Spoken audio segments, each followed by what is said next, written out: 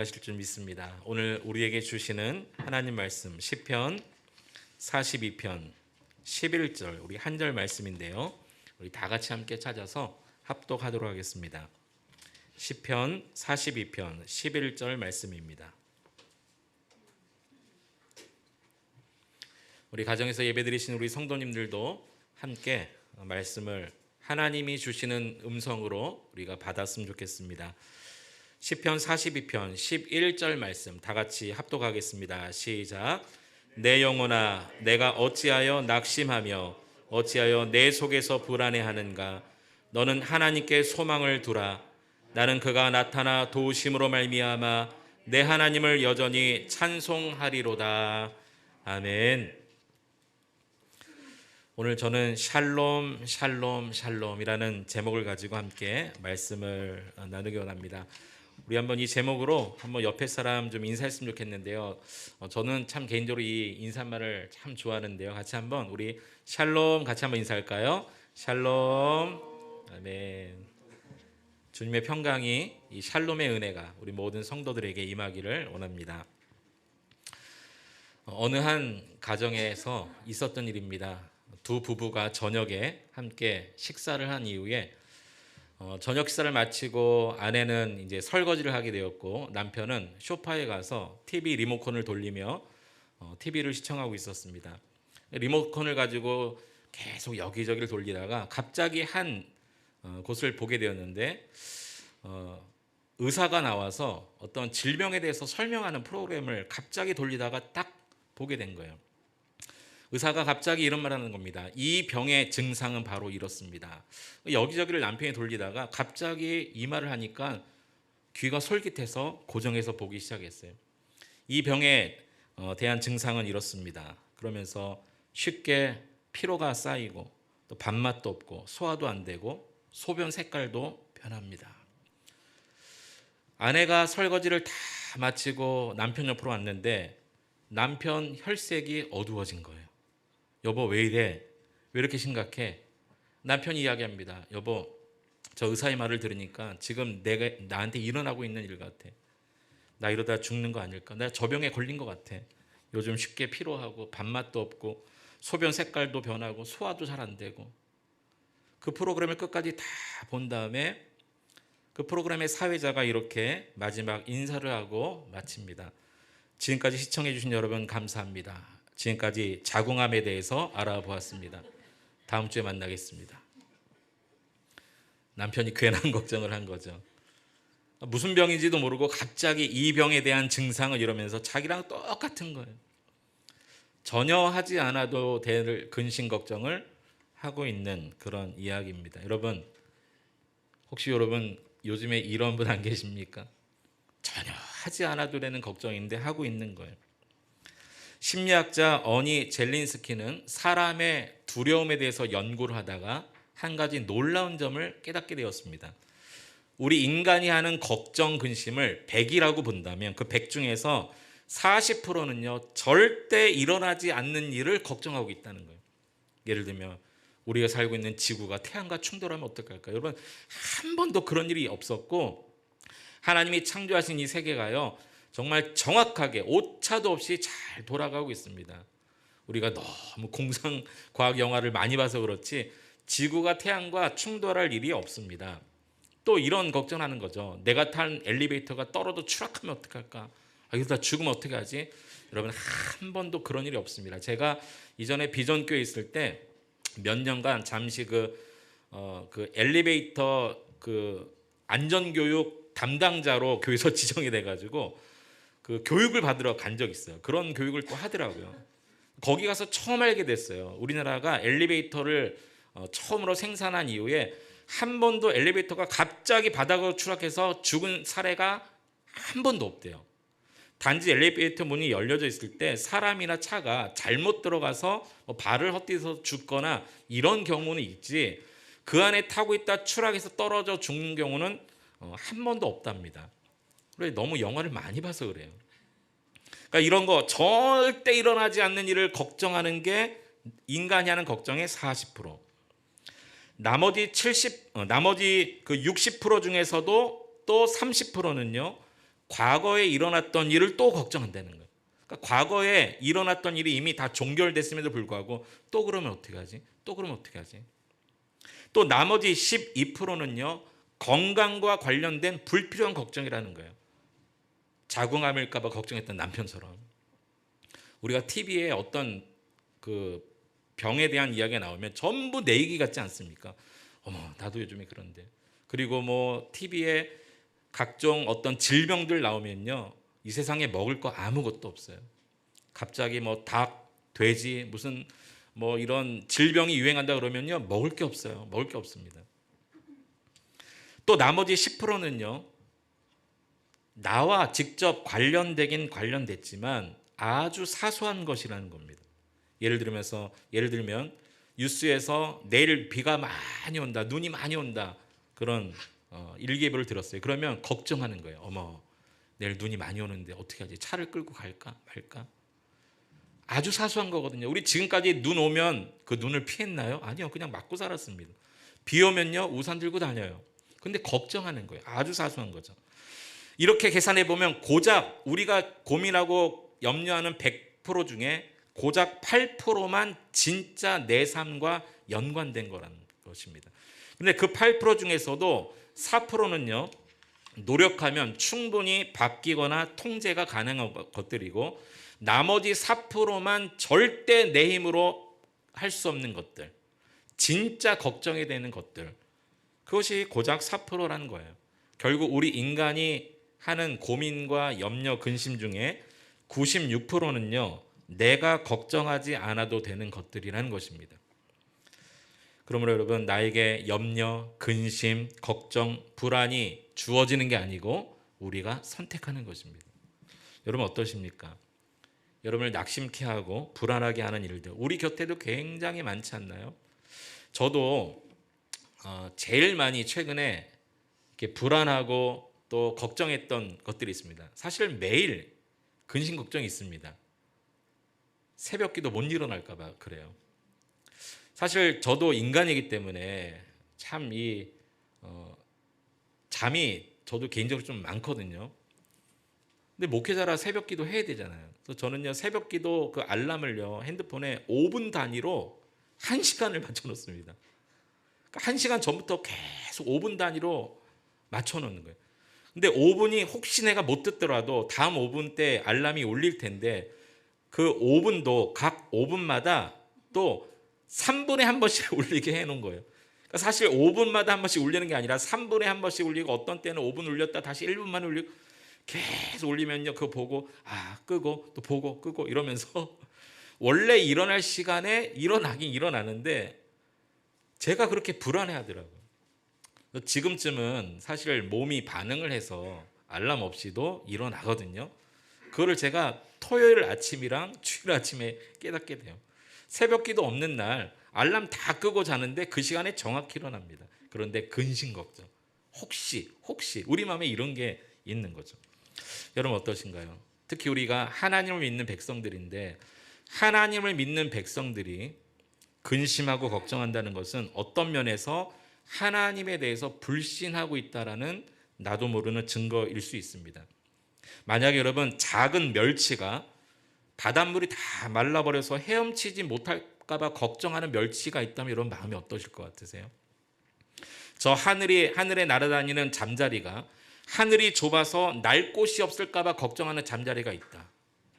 또는 개미 한 마리가 땅이 좁아서 집을 지을 공간이 없을까 봐 걱정하는 개미가 있다면 여러분 어떠실 것 같으세요? 만약에 그런 멸치나 잠자리나 개미를 보셨다면 여러분 마음이 어떤 마음이 드실 것 같습니까? 근데 그거 아세요? 그 마음이 바로 하나님의 마음이라는 것. 온갖 걱정 다 하고 사는 우리를 바라보시는 하나님의 마음이 똑같습니다. 오늘 본문 이 시편 42편은요. 고라 자손의 시입니다. 여러분 시편 42편 제일 앞에 보면 제목이 하나 붙어 있어요. 고라 자손의 마스게일, 인도자를 따라 부르는 노래 이렇게 되어 있습니다. 이 42편뿐만이 아니라 여러분 성경을 보면 42편부터 49편까지 이 8편은요. 전부 고라 자손의 시예요. 이 고라 자손은 누구였냐면요. 고라 자손은 레위인이었습니다. 레위인. 레위 자손 중에서도 이 고라 자손이 맡았던 임무가 두 가지였어요. 하나는 성전 문지기 일을 했다라는 성경의 기록이 나오고요. 또 가장 큰 게 하나 있는데 성전에서 찬양을 드린 자였습니다. 그러니까 오늘 우리식으로 말하면 예배 안내위원, 그다음에 찬양팀 이 정도 일을 했던 자손이 바로 고라 자손입니다. 그러니까 성전에서 예배와 관련된 일을 하다가 그런 삶을 살면서 자기 삶에서 경험되었던 은혜들을 찬양으로 부른 시예요. 그 중에 오늘 본문이 42편에 여러분 눈을 한번 보십시오. 5절과 11절과 그리고 43편 5절을 보면 내용이 똑같습니다. 42편 5절 11절 43편 5절 한번 보세요. 똑같습니다. 똑같아요. 이 세 절의 핵심이 뭐냐면 내가 어찌하여 낙심하며 어찌하여 불안해하는가 이런 이야기입니다. 여러분 같은 말이 계속 반복되었다라는 것은 이 고라 자손이 그들의 일상에서 얼마나 많이 낙심하며 불안해하며 염려하며 근심하며 살았는지를 잘 보여주고 있는 대목입니다. 그래서 이 고라 자손은 계속해서 자기 영혼을 향해 말하지 않습니까? 내 영혼아, 내 영혼아. 여기 보세요. 자기 영혼을 향해 외치고 있어요. 내 영혼아, 내 영혼아. 네가 어찌하여 낙심하며 불안해하느냐. 이렇게 이야기하는 거죠. 오늘 하나님은요, 이 고라 자손의 고백을 통해서 우리에게도 말씀하십니다. 왜 낙심하느냐? 말씀하세요. 왜 불안해하느냐? 왜 염려하느냐? 우리 예수님은 심지어 어떻게까지 말씀하셨습니까? 무엇을 먹을까? 무엇을 마실까? 무엇을 입을까? 염려하지 말라. 이는 다 이방인들이 구하는 것이라 이렇게 말씀하셨어요. 하나님을 모르는 자들이 구하는 것. 그래서 우리 하나님을 믿고 하나님을 따르는 우리가요, 하나님을 모르는 세상 사람들이 하는 그 염려 더 이상 하지 말라. 우리 주님은 그렇게까지도 말씀하셨다는 것입니다. 그럼에도 불구하고 우리가 낙심하는 이유가 뭘까요? 그럼에도 불구하고 우리가 염려하며 사는 이유가 뭘까요? 오늘 두 가지 이유를 함께 나누면서 나 자신을 좀 들여다보았으면 좋겠습니다. 우리가 낙심하며 염려하는 사는 첫 번째 이유는요, 하나님께 소망을 두고 살지 않기 때문입니다. 하나님께 소망을 두지 않기 때문이에요. 오늘 본문 다시 한번 보시겠습니까? 42편 11절에 보면 이런 단어가 나와 있습니다. 어찌하여 낙심하며, 어찌하여 낙심하며. 이 원문의 정확한 의미를 보면 어찌하여 고개를 숙이며 이렇게 되어 있어요.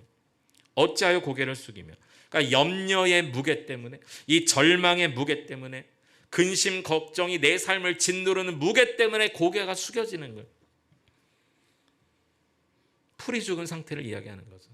그 근심, 염려 때문에 슬프고 또 우울하고 그것 때문에 정말 앞이 캄캄하고 자연적으로 삶이 이렇게 초라해지는, 내 삶이 마음이 오그라지는 그런 풀이 죽은 상태를 말하는 것입니다. 우리도 인간인지라 그럴 때가 있지 않습니까? 여러분 낙심하고 절망하면 정말 풀이 죽은 상태가 됩니다. 저도 제 인생을 말씀을 준비하면서 잠깐 돌아보니까요, 내가 언제 정말 인생 다 세상 끝난 것처럼 풀이 죽었던가 생각해 보니까요, 가장 먼저 떠오른 생각이 대학 떨어질 때였습니다. 대학 떨어졌을 때.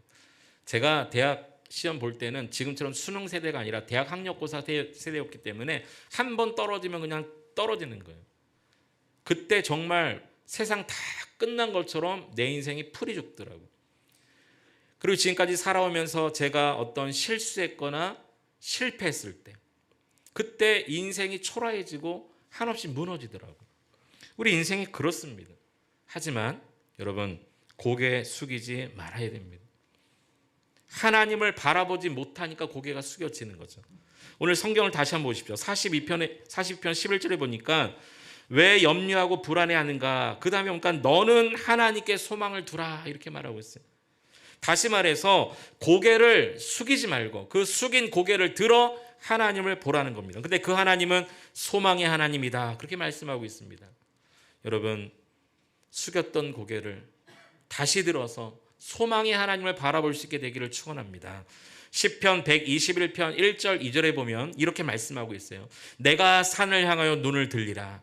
나의 도움이 어디서 올까? 나의 도움은 천지를 지으신 여호와에게서로다. 여기 산은요, 예루살렘 성이 있는 그 높은 곳을 말합니다. 이 시편 저자는요, 내가 하나님의 영광이 임하는 그곳을 내가 눈을 들어 보겠다, 그렇게 말하고 있어요. 왜냐하면 나의 도우심이 저 하나님께로부터 오기 때문이다라고 말하고 있는 것입니다. 여러분의 도움은 어디서 옵니까? 물질입니까? 사람입니까? 아닙니다. 오직 하나님이십니다. 하나님만 바라보는 여러분 될 수 있기를 원합니다. 시편 46편 1절에서 3절에 보면 이렇게 말씀하고 있습니다. 우리 같이 한번 읽어보겠습니다. 시작. 하나님은 우리의 피난처시요 힘이시니 환난 중에 만날 큰 도움이시라. 그러므로 땅이 변하든지 산이 흔들려 바다 가운데 빠지든지 바닷물이 솟아나고 뛰놀든지 그것이 넘침으로 산이 흔들릴지라도 우리는 두려워하지 아니하리로다. 아멘. 하나님은 우리의 피난처시고 큰 도움이시니 두려워하지 않겠다라는 시편 저자의 고백입니다. 여러분도 그렇게 되시기를 축원합니다. 하나님 우리의 피난처시다, 우리의 큰 도움이시다, 우리가 다 알고 있는데요. 그런데 여기 보면 어느 때에도 두려워하지 않겠다라고 했냐면 먼저 산이 흔들릴 때라도, 46편 2절에 보니까 산이 흔들릴 때라도, 여러분 산이 흔들릴 때 두려워하지 않게 되기 바랍니다. 이것은 진짜 산이 흔들린다는 표현이 아니라 우리 인생이 흔들리는 거죠. 내 삶이 흔들리는 거죠. 우리 그러나 주님 뭐라고 말씀하셨습니까? 산을 향해서 바다로 던져져라 라고 겨자씨만한 믿음만 가지고도 외쳐도 그렇게 될 거라고 하셨어요. 우리의 삶을 흔드는 문제 앞에서 여러분 주님을 믿는 믿음이 어느 만큼이요? 겨자씨만큼만 있어도 그렇게 된다 말씀하셨어요. 또 3절에 보면 바닷물이 솟아나 뛰놀 때에도 두려워하지 않겠다는 겁니다. 여러분 예수님은요 바다를요 향해서 잔잔하라 한마디로 바다가 주님 말씀에 복종합니다. 우리가 바다를 보면 두렵지만 그 바다를 향해 명령하신 주님을 바라보면 두려움이 사라지게 되는 것입니다. 오늘 여러분 저와 여러분이 환난 속에서도 우리의 큰 도움이 되시고 피난처 되시고 산이 흔들릴지라도 바다가 크게 솟아 뛰놀지라도 이 모든 것을 다스리시는 주님께만 소망을 둘 수 있는 여러분 될 수 있기를 축원합니다. 그래서 어떤 환경 속에서도 절대 흔들리지 아니하시는 반석 되신 하나님, 하나님은 나의 반석이십니다. 그 믿음을 가지고 달려가셨으면 좋겠어요. 찬송가 488장의 그 가사처럼 주 나의 반석이시니 그 위에 내가 서리라, 그 위에 내가 서리라. 어디 위에 선다고요? 반석 대신 주님 위에. 우리는 그렇게 찬양하잖아요. 그렇게 고백하잖아요. 주님 나의 반석이십니다 고백은 하는데 산과 파도가 흔들릴 때 왜 우리가 두려워해야 됩니까? 여러분 하나님을 믿는 자가 염려하고 걱정하는 것은요 이미 하나님께서 마침표를 딱 찍으셔서 다 끝난 문제에 내가 다시 물음표를 찍는 것과 똑같습니다. 우리의 염려와 근심은 그런 거예요. 하나님이 찍은 마침표에 내가 물음표를 다시 찍는 겁니다. 여러분 염려하지 않게 되기를 바랍니다. 어떤 사람은 근심과 염려하는 게 습관이 된 사람이 있어요. 여러분 마음속에 깊이 뿌리 박혀 있는 그 염려, 그 뿌리를 뽑아내고 다시는 자리 잡지 않도록 해야 됩니다. 여러분 사울 왕과 다윗을 제가 묵상하게 되었는데요. 가만히 생각해 보니까 이 사울 왕은요 왕이었잖아요. 그런데 이 사울의 마음속에는요 온갖 두려움과 염려, 근심이 뿌리 박혀 있었기 때문에 쫓기던 다윗보다 쫓던 사울이 더 불안해합니다. 그래서 어떻게 하면 다윗을 죽일까 혈안이 되어 있었고요. 오히려 쫓김을 당하던 다윗은 평안합니다. 왜냐하면 하나님께 소망을 뒀기 때문에 그에 나타나 도우심을 하며 나는 여전히 하나님을 찬송하리로다. 다윗은 그런 사람이 되었어요. 여러분 삶이 쫓기는 중에도 평안한 사람이 있고 쫓아가는 중에도 불안한 사람이 있는 거예요. 오늘 이 시간에 결단하십시오. 지금까지 내가 했던 근심과 염려를 멈추고 하나님께 소망을 두기로 결단하시기 바랍니다. 여러분의 모든 근심거리를 바라보지 말고 우리의 소망 대신 하나님을 바라볼 수 있는 여러분 될 수 있기를 축원합니다. 두 번째, 우리가 왜 낙심할까요? 소망 대신 하나님을 바라보긴 바라보았는데 믿지 못해서 낙심하는 겁니다. 우리가 염려하고 낙심하고 불안해하는 이유는요, 믿음이 없기 때문입니다. 어떤 믿음인지 아십니까? 눈에 보이지 않는 하나님을 믿지 못하는 거예요. 하나님을 믿지 못하는 이유가 막연하기 때문입니다. 눈에 보이지 않기 때문이에요. 보이지 않는 하나님으로 존재하시기 때문에 지금 내 곁에 없다고 생각하는 순간 우리에게서 믿음이 떠나가는 것입니다. 그러나 하나님은 늘 여러분 곁에 계신다는 것을 믿으셔야 됩니다. 우리 예수님께서 제자들 곁을 떠나갈 때 이렇게 말씀하셨어요. 내가 너희를 떠나가지만 성령을 보내주시겠다. 요한복음 14장 16절에 보니까 이렇게 말씀하고 있어요. 우리 요한복음 14장 16절 같이 한번 읽어보겠습니다. 시작. 내가 아버지께 구하겠으니 그가 또 다른 보혜사를 너희에게 주사 영원토록 너희와 함께 있게 하리니. 여기 보십시오. 우리 예수님께서 승천하시기 전에, 제자들을 떠나시기 전에 보혜사를 너희에게 보내주겠다, 그렇게 말씀하셨거든요. 그리고 영원히 너희와 함께 있게 하겠다. 우리와 영원히 함께 하실 보혜사를 보내주시겠다. 이 보혜사는 성령님의 이름이죠. 근데 이 보혜사, 이 헬라어의 파라클레토스, 예전에도 제가 몇 번 말씀드렸는데요. 파라라는 전치사와 클레토스라는 두 단어가 합성된 말입니다. 파라라는 전치사는 뭐뭐 앞에, 뭐뭐 옆에라는 뜻이고요. 클레토스라는 말은요, 말하는 자라는 의미를 가지고 있습니다. 다시 말해서 파라클레토스, 옆에서 말하는 자. 우리 성령님은요, 보혜사 성령님은요, 내 곁에서 내게 말씀하시는 분이라는 의미인 것입니다. 예수님은 참 하나님, 참 사람으로 우리와 똑같은 육신의 몸을 입고 이 땅에 오셨기 때문에 그의 공생의 33년 동안은요, 우리와 똑같이 시간과 공간의 제약을 받는 분이셨어요. 물론 하나님이셨기 때문에 신적 권위가 있었고, 또 부활하신 이후에는 부활의 몸을 가지고 이렇게 집 벽도 통과하고 이런 신적인 초자연적인 능력도 있으셨지만, 우리와 똑같은 인간이셨기 때문에, 참 사람이셨기 때문에 한계가 있으셨다고요. 그러나 우리 주님이 떠날 때 내가 가는 것이 너에게 유익하다. 왜요? 영으로 존재하시는 성령 하나님, 우리 곁에서 언제나 우리에게 말씀하시고 우리를 도우시고 우리에게 말씀으로 인도하시는 그 성령님이 오셔야 하기 때문인 것이죠. 오늘 예수님은 우리에게 바로 보혜사 성령을 보내주시겠다 말씀하셨습니다. 그런데 문제는 성령님이 눈에 보이지 않는다. 우리가 믿는다고 말하는 하나님이 눈에 보이지 않는 영적으로 존재하시는 분이기 때문에 지금 내 곁에 없다고 생각하는 거죠. 그래서 우리가 걱정하는 거 아닙니까? 그래서 염려하는 거 아닙니까? 그래서 죄 짓는 거 아닙니까? 여러분, 보이지 않는 것을 믿는 게 믿음 아닐까요? 보이는 것, 당연한 것을 믿는다고 말하지 않습니다. 당연하지 않은데 그것을 믿는 것을 믿음이라고 말하는 것이고, 보이지 않는데 그것을 보는 것을 믿음이라고 말하는 것이죠. 고린도서 4장 18절에 보면 그래서 이렇게 말하고 있습니다. 우리가 주목하는 것은 보이는 것이 아니요 보이지 않는 것이니 보이는 것은 잠깐이요 보이지 않는 것은 영원함이라.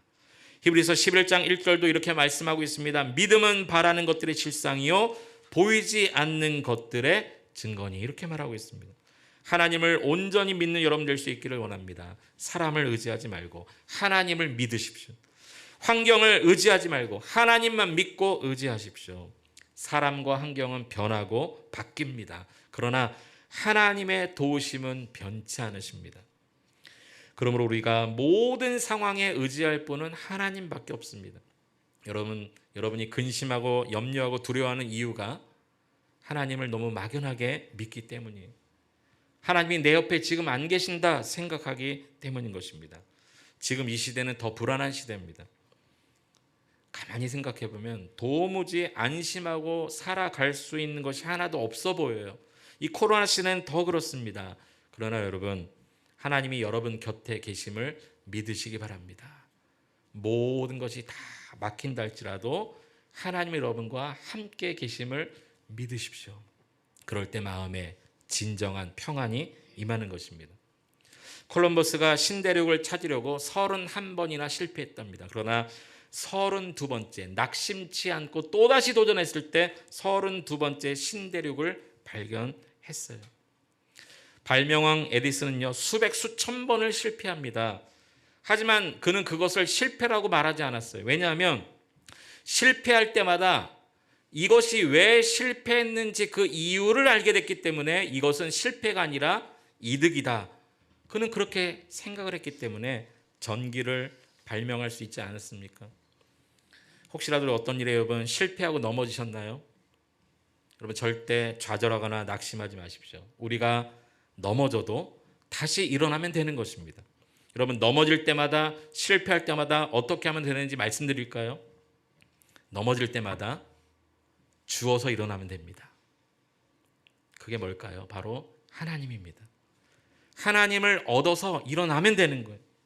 그래서 넘어지는 것도 그래서 은혜입니다. 다윗은 이 넘어짐의 은혜를 잘 알았던 사람이에요. 그래서 이렇게 고백합니다. 시편 37편 24절 같이 한번 읽어보겠습니다. 시작. 그는 넘어지나 아주 엎드러지지 아니하면 여호와께서 그의 손으로 붙드심이로다. 아멘. 우리는 넘어질 수 있는 존재입니다. 엎드려질 수 있는 연약한 존재입니다. 그러나 하나님이 우리를 붙들고 계심을 다윗은 믿고 고백했어요. 여러분 넘어질 때마다 기억하십시오. 하나님을 얻어 일어나면 되는 것입니다. 코리 텐붐 여사가 자신이 있는 집이었더니 네덜란드의 자신의 집에 유대인 몇 명을 숨겨두었다는 이유로 인해서 나치 수용소에 끌려가게 되었습니다. 아버지도 언니도 같이 끌려가서 심한 고문을 받게 되었어요. 그러나 나이 많은 아버지와 그리고 언니가 먼저 감옥에서 세상을 뜨고 말았습니다. 이 코리 텐붐 여사가 겨우겨우 감옥에서 살아나와서 출소하게 되었는데요. 그러나 그는 낙심치 않았어요. 아버지가 죽고 언니가 죽고 그러나 낙심치 않았습니다. 오히려 그 이후에 전 세계를 돌아다니며 복음을 전하는 삶을 살기 시작합니다. 한 번은 구소련에 성경을 가지고 입국하다가 발각되어서 감옥에 또 갇혀서 고생하는 일이 일어났습니다. 그러나 그 여인은요 낙심하지 않았어요. 오히려 그 코리 텐붐 여사의 인생 말년에 이런 고백을 합니다. 만일 우리가 이 세상을 바라보면 우리는 절망할 것입니다.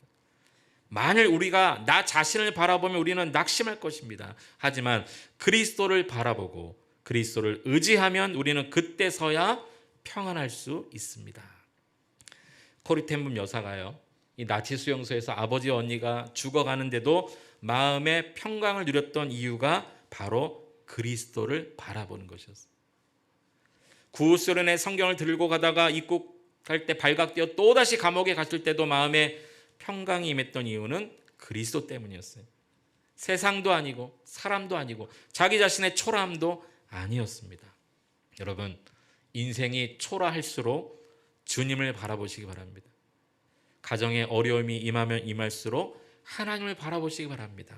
그 하나님이 우리에게 평강을 주실 것입니다. 만약 우리가 차를 타고 가다가 갑자기 길고 어두운 터널이 나타나면 차에서 뛰어내릴 게 아니라 그 터널을 빠져나갈 때까지 차 안에 가만히 있으면 되는 것입니다. 여러분 우리 인생도 마찬가지지 않습니까? 우리 인생을 살다 보면 길고 어두운 터널을 만날 때가 있습니다. 어떤 때는요 이게 끝도 보이지도 않고요 언제 끝날까 고민되는 터널이 나타납니다.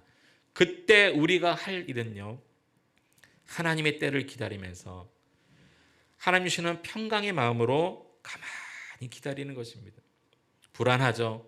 근심이 생기고 염려가 생기죠. 그러나 하나님이 하실 것을 믿고 기다리는 것입니다.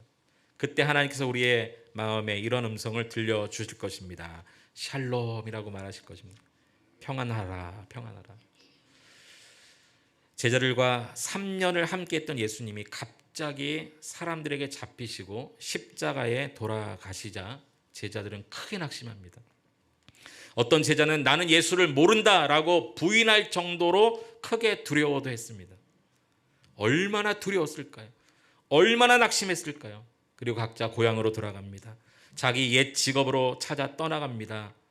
인간적으로 보면 실패했고 절망할 수밖에 없고 낙심할 수밖에 없습니다. 그의 인생은 실패처럼 보였습니다. 그러나 그때 주님이 제자들을 먼저 찾아오셨어요. 그리고 부활의 몸을 보이시면서 가장 먼저 하신 말씀이 무엇입니까? 샬롬이었어요. 평강이 있을지어다. 이제 괜찮다. 더 이상 두려워하지 말라. 안심하라. 내가 세상이 줄 수 없는 평강을 너에게 주노라. 그리고 나를 믿으라. 여러분, 이 샬롬, 이 말을 들은 제자들이 다시 사명 감당하지 않았습니까? 우리 주님이 제자들을 만나서 샬롬, 그 소식을 전했습니다. 사망을 이기시고 부활하신 주님이 지금 여러분에게도 말씀하십니다. 지금 여전히 불안함과 근심과 염려의 문제로 가득 차 있어서 오늘 이렇게 나와 예배를 드리지만, 가정에서도 예배를 드리고 앉아는 있지만 마음에 온갖 고민과 번민과 염려로 가득 찬 우리에게도 지금 말씀하십니다. 샬롬, 평강이 있을지어다. 고린도후서 4장 14절에 보면 이러한 놀라운 말씀이 있습니다. 같이 한번 읽어보겠습니다. 시작. 주 예수를 다시 살리시니가 예수와 함께 우리도 다시 살리사 너희와 함께 그 앞에 서게 하실 줄 아노라. 할렐루야. 예수를 일으키신 하나님께서 온갖 염려와 낙심 속에 살고 있는 우리도 다시 일으키신 줄로 믿으시기 바랍니다. 주님을 일으키신 하나님의 능력의 손이 오늘 우리를 붙잡고 계십니다. 여러분, 예수님의 부활을 믿으십니까? 그러면 또 믿으실 게 하나 있습니다. 그것이 바로 우리도 일으키신다는 겁니다. 온갖 근심 염려 속에 사는 우리도 다시 일으키실 줄을 믿으셔야 됩니다. 이것이 예수의 부활을 믿는 자의 믿음입니다. 여러분, 잘 아시는 말씀 빌립보서 4장 6절로 7절 우리 같이 한번 읽어보겠습니다. 시작. 아무것도 염려하지 말고 다만 모든 일에 기도와 간구로 너희 구할 것을 감사함으로 하나님께 아뢰라. 그리하면 모든 지각에 뛰어난 하나님의 평강이 그리스도 예수 안에서 너희 마음과 생각을 지키시리라. 아무것도 염려하지 말고 라고 말씀하셨어요. 하나님만 믿고 그분을 의지하면 어떻게 된다고요? 하나님의 평강이 우리의 마음과 생각을 지키신대. 어떤 마음이요? 불안과 염려와 근심의 이 마음을 하나님의 평강이 지켜주신다 말씀하셨어요. 세상도 아니고 물질도 아니고 돈도 아닙니다. 하나님의 평강이 지금 나의 염려의 마음을 지켜주시는 겁니다. 말씀을 정리합니다. 염려와 근심이 많은 이 세상입니다. 우리 개인적인 삶을 보면 더 그렇습니다. 낙심할 수밖에 없습니다. 절망할 수밖에 없습니다. 그러나 여러분, 사람을 보고 세상을 보면 정말 낙심할 일밖에 없지만 하나님의 백성은 낙심하지 않아도 될 이유가 있습니다. 왜냐하면 우리의 소망이 하나님께 있기 때문입니다. 여러분, 소망 되신 하나님을 바라보시기 바랍니다. 그리고 하나님을 바라볼 때 막연하게 여러분 바라보지 말고 정말 내 곁에서 말씀하시는 분이시다 믿었으면 좋겠어요. 눈에 보이지 않는 하나님을 여러분 정말 믿었으면 좋겠습니다. 하나님은 전심으로 오늘도 우리에게 말씀하십니다. 평강이 있을지어다. 오늘 이 샬롬의 주님의 음성을 듣고 다시 한 주간을 힘을 내어 달려가는 우리 모든 성도들이 되었으면 좋겠고요. 삶 가운데 여러분의 염려와 근심거리와 관계없이 하나님의 평강이 임하는 한 주간 될 수 있기를 축복합니다.